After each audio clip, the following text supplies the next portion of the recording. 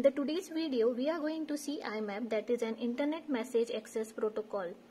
It is also an application layer protocol like the POP3 that we have seen in the previous video. So I would like to request watch POP3 video as well so that you can betterly understand what is an IMAP. It is very similar to POP3, or you can say post office protocol.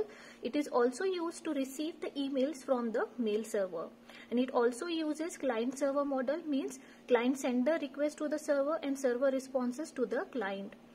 Whereas it allows to access the emails wherever you are at any time via an internet, means you can access your email whenever you want with the help of internet.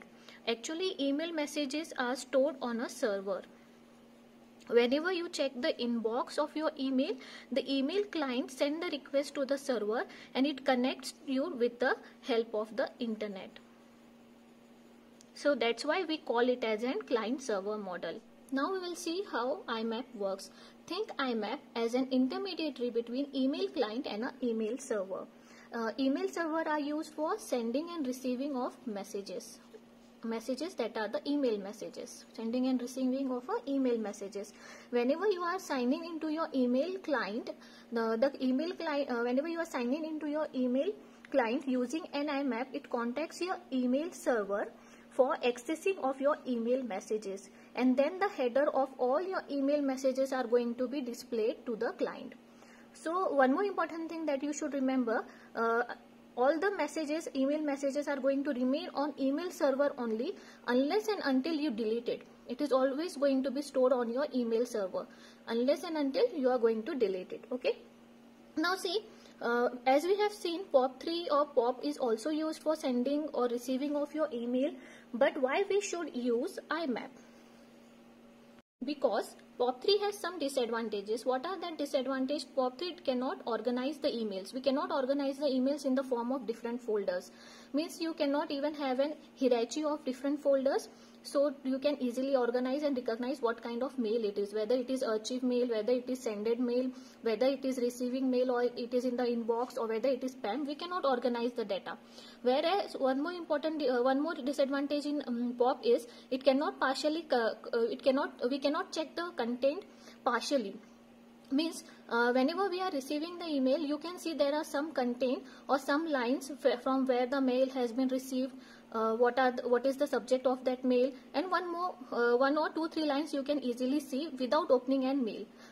Same can be happen with the help of IMAP, but POP3 does not allow this functionality. So because of these advantages, we are going to use an IMAP, whereas IMAP has the following extra functionality over the POP3. What are that extra functionality? User can check the email header before downloading. Even before downloading, like in the POP3, we have to first of all download the email, then and then only we can check the content, or we can check the header or the list of your email.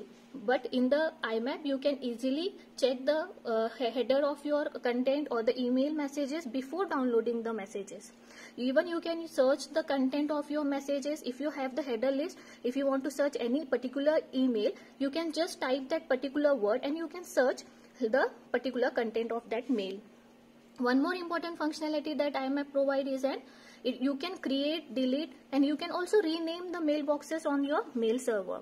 So this is a very important functionality. If you want to delete or if you want to create an extra folder or rename the particular folder, you can use the functionality with the help of IMAP only. One more important thing here, it provides the hierarchy of the folders. Mailbox, if you want to create hierarchy of the mailbox in the form of folders, like if there is one folder XYZ, under that you want ABC folder, even under that you want some folder. So you can even create an hierarchy of the folder with the help of IMAP functionality. Because of this extra functionality, we can say that we can prefer IMAP over an POP protocol. Both are providing the same functionality, but it has some disadvantages. Because of that, we can say that we can use an IMAP protocol. Both are using pull protocol, both pulls the messages, but because of this extra functionality, nowadays we can have more number of functionalities. Because of this functionality, we can say that we can prefer IMAP. I hope you like my video. If you like my video, please don't forget to subscribe my channel and like my videos.